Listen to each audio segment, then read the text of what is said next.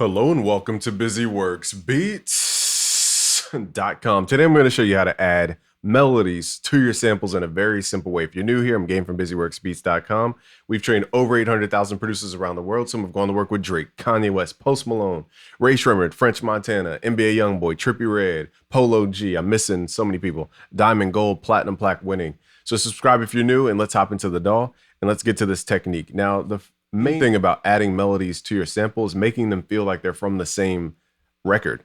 Okay, so this record's from LA Crisis. We have a pack coming out soon, and it's called Conceptions. And let's drag this over here. So we're at 110 BPM. That's the BPM for this loop. Let's turn on our metronome. So it's locked in. So once I have it locked in, because it's a long loop, now I'm going to double click on here, go to mode, stretch mode. And now I can change the BPM without messing with the timing. So let's pull it up to, let's say 140, which is typical beats are made there. Let's turn the metronome on. So now it's moving fast. Now I'm gonna modernize this to show you how like trap producers do it. Let's double click, let's right click, and let's open up in the Fruity Slicer. Because we have it lined up to the grid, we can go to slice mode and we can slice it by the beat. Now in FL Studio, it will automatically map this in the channel rack. So all we have to do now is go to our pattern mode and drag pattern 1 straight into the view here in the playlist. And it slices it by the beat. Let's turn this up a little bit. Now I can do cool things like pull up the attack. I can time stretch this. I can change the pitch. Let's pull this up 300 cents.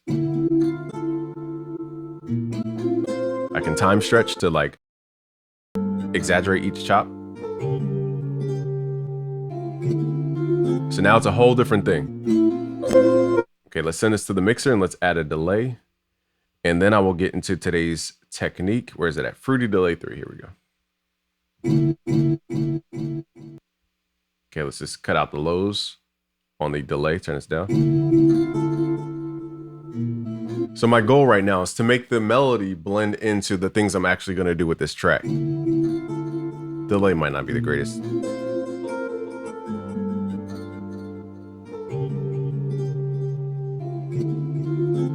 We'll just leave it for now. I'll take it out later, most likely. Okay, now the question is, okay, what do we add to it? Now we have to think, okay, this sample has a guitar and it has some kind of bass. Let's go later in the sample. Then it has some kind of piano chords. So I need to find instruments that match those tones. All those tones are stringed instruments. A piano is stringed, a guitar is stringed, and so is a bass guitar. So we most likely, more than likely, what will go with this is another stringed instrument. So let's go to expand to just to save time. Plus I moved my Omnisphere library, so I don't have time to be going through presets. And let's just go to string instruments. Let's go to guitars, or we can go to, what else is on here as string instruments, or piano, or go to strings. You could do violin even. Let's start with like regular orchestra strings.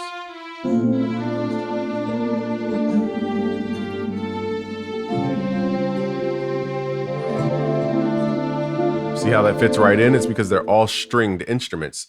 So the tones that we're getting are equated to the string family of sound. Okay, so that's why this sounds good. Now, if you have a synthesizer like a Sawtooth and you try to blend this with an acoustic guitar, it could sound good.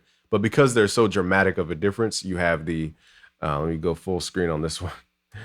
Because you have the, the synth Sawtooth being super buzzy and synthetic, and then you have a real acoustic guitar, those tones don't really match as far as harmonic content. So they feel like they're disjointed, and it creates, it disables what's called suspension of disbelief in the listener. It's kind of like watching a CGI movie or like SpongeBob and then seeing a real human in SpongeBob. You're like, SpongeBob's a cartoon. Once you see a real human, it takes you out of the cartoon.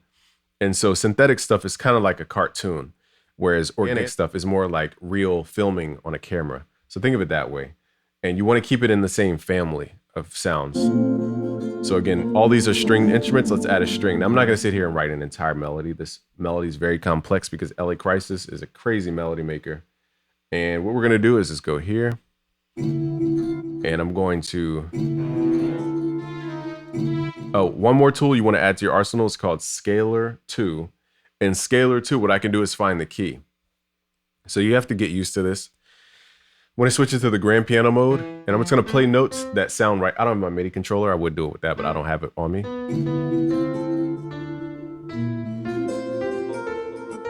So all the white notes except for B. That's our key, so it's D minor. Okay, so all the notes that sound proper with the sample, it tells you that. So we're in D natural minor. That just lets me know where to start with the melody here with the strings. Now, again, I'm not going to sit here for decades to write an entire melody. If you want to learn more, just go to premium.busyworksbeats.com. I'll leave a link in the description below. Now, this is super loud. Let's turn this down. Now, if your melody's moving fast in the sample, you want to move slower with the melody that you're adding. You want to have contrast. So you want to think polar opposites. Now, you could also add counterpoint here. I'm not going to make it that complex. We'll add counterpoint lessons to the website at premium.busyworksbeats.com. Basically, how to create a counter melody. We'll do some techniques here.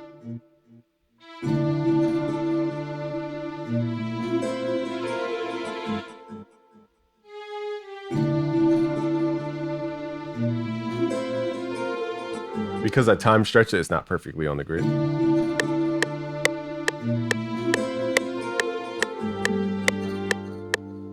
Oh, you know what? I forgot too. The sample's at 110. So if we pull this back to 110, the time stretch will make sense. It's because I didn't go in the sample and resample it. I forgot one step, which is to resample it at this actual BPM.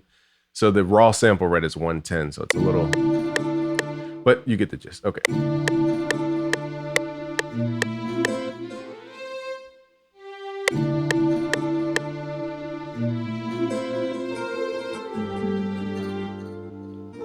See, I'm going slow with the strings and then the other stuff is playing faster.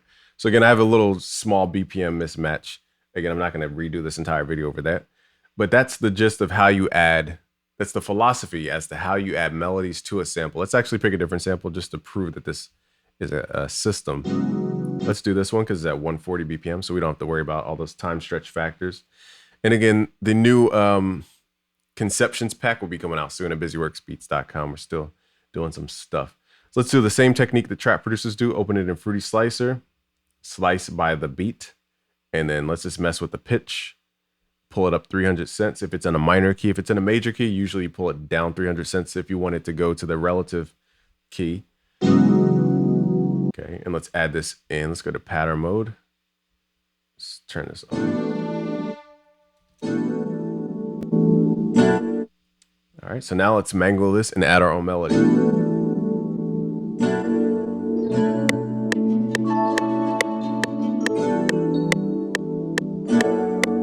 Let me make sure this is.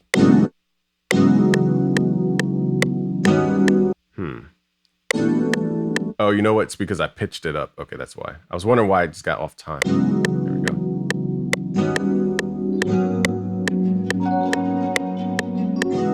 I don't know how this is off. FL must be doing something behind the scenes.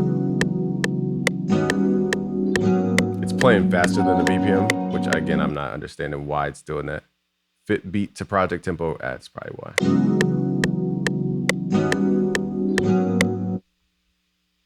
It's reading 124 BPM, and that's completely wrong.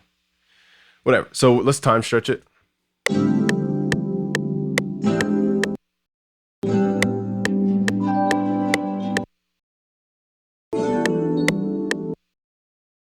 Or process the sound.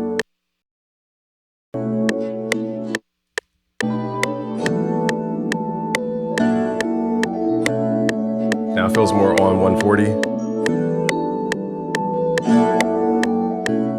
Okay, so now we have it more synced to the tempo. I wish it was a little clear with FL, but it's all good.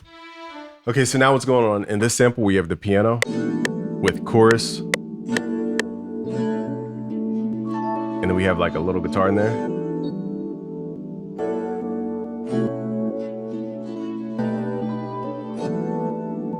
Okay, and then some kind of ambience in the background.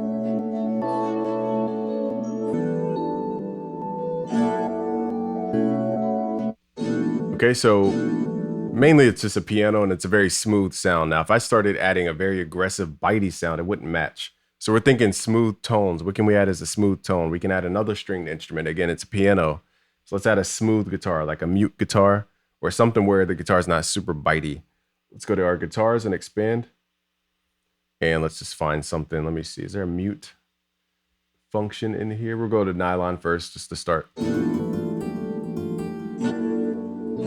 Let's find the key. Let's go to scalar 2. Now it says D flat minor, but let's always double check.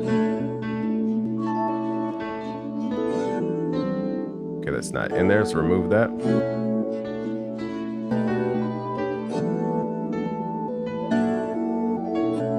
Okay, it says B minor, but let's do that again.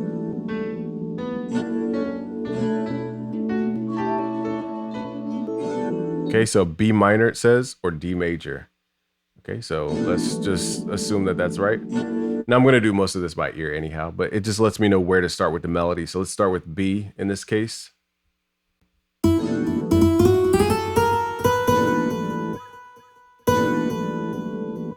Okay, now we could go through counterpoint and all this like meticulous stuff, but just go, I'm using my ear.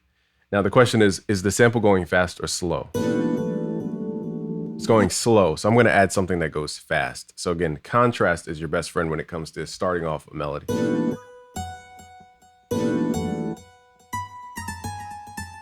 And for guitar, I'm going to make sure these overlap to create that echoey type sound. Now, if you map this out, technically it's probably a chord. Let's map it out. We have E, we have F sharp, and then we have A. So this looks like an inversion of some chord. Regardless of which chord type it is, it's 0, 1, 2, 3, 4, 5. So we're landing on the fourth at the end, which is normal for most melody stuff, using the fourth as a turnaround position. Then we have 0, 1, 2, 3, 4, 5, 6, 7, which is the perfect fifth. So the first note we're using is a harmonization between the root note and the perfect fifth. It always works. Then we have 8, 9, 10. So this is the minor seventh. So this is playing a minor seventh chord without the third. And that's important because to identify a minor seventh chord, you don't necessarily need to have the third. We teach all this stuff at premium.busyworksbeats.com. I make it super simple to understand music theory. Thirds, scales, modes, chords. How do you do all this stuff and understand it? And how do you count intervals? I show you how to do that. So go to premium.busyworksbeats.com. I'll leave a link in the description below.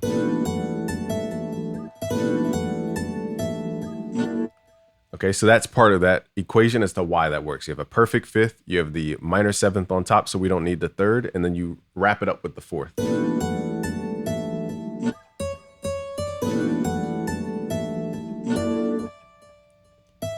Now we're going to repeat this rhythm. Now I'm not going to sit here again and write a 30-minute melody because it just eats up too much camera time.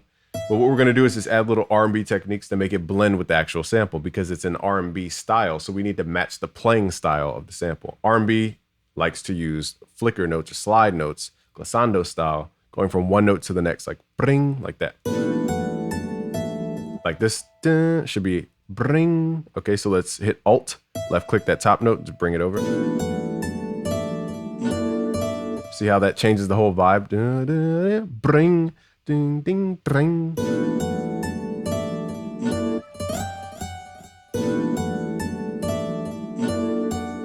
Then we can copy this over.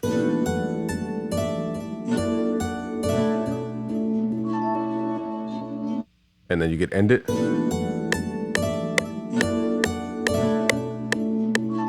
Da, da, da.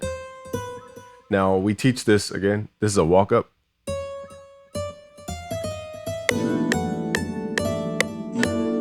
I'm just gonna stick with this little section. Now let's add some drums. I'm gonna be a little bit faster here. I don't have time to do all this. Let's go to the Ultimate Producer Stash, go to loops, and let's go to the R&B. Let's go to drum loops. There's an R&B loop. And let's double click on it, go to mode, stretch mode. And let's just drag this out to the nearest 4 bars. And then I'll show you one more technique on how to make the sample feel like it's in the sample. I mean, the melody feel like it's in the sample. So we need to ask what kind of creative effects are on the sample. We hear chorus.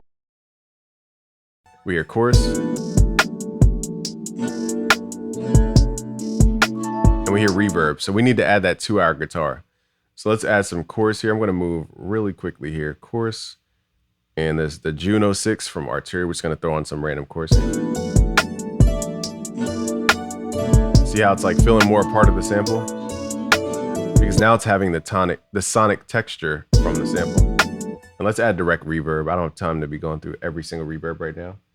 We're just gonna add, this does not come with the DAW.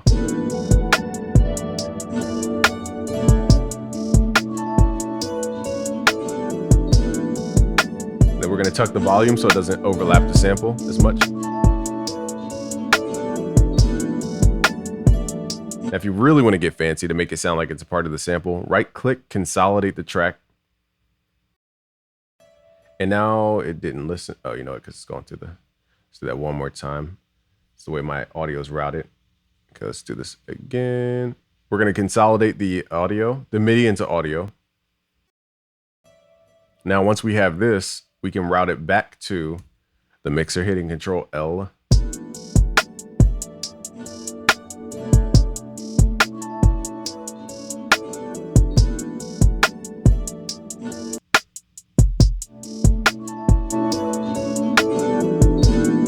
Okay, now what we could do with this audio is the same thing we did before. Double click, excuse me, go to, you can normalize it if you want, but just right click, open in Fruity Slicer, slice it by the beat, and let it auto slice. And now you can do the same thing you did with your main melody sample.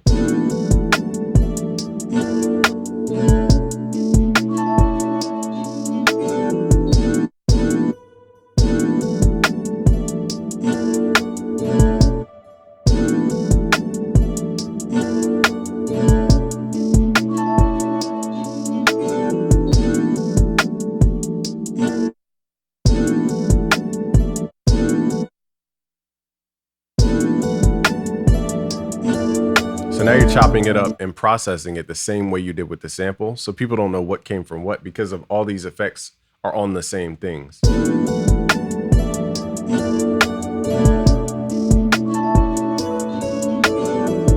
You can even mangle it. Okay, time stretch it a little bit. I'm moving a little bit quicker because we've already done these steps. You could time stretch, you could change the pitch. It's time stretch. Now, once we time stretch, now it feels like everything went through that process.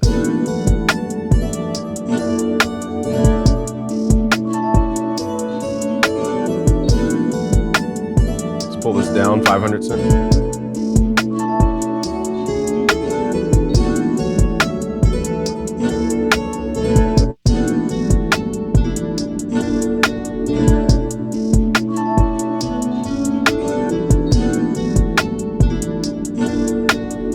So I pitched the guitar down. Now everything's fighting for the same space. So what I'll do is this is way beyond the scope of the video, but what I'll do is I'll take care of the side frequencies on the sample. This is really advanced. Okay, we're using the stereo for the sample. It's eating up a lot of that space at the bottom. We're gonna compress this so that we leave room. And then we're gonna do the opposite for the guitar. We're going to compress everything else and leave that to be. Most overlap is in the stereo sides where people don't check. So let's do the opposite. Let's compress the above that point.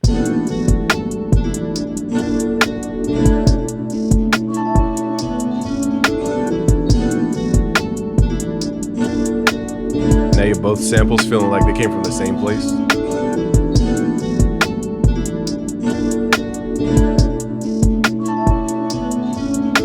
Now again, you're gonna level and like mix your beat. I'm just moving a little bit quicker through this.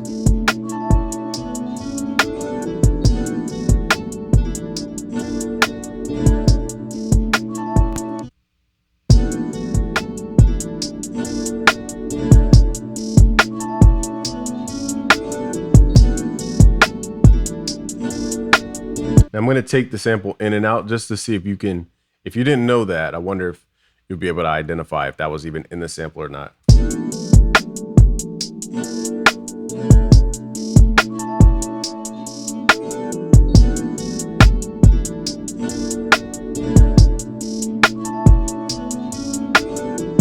So that's the trick on how you blend your melodies into your sample to feel like it's one cohesive thing.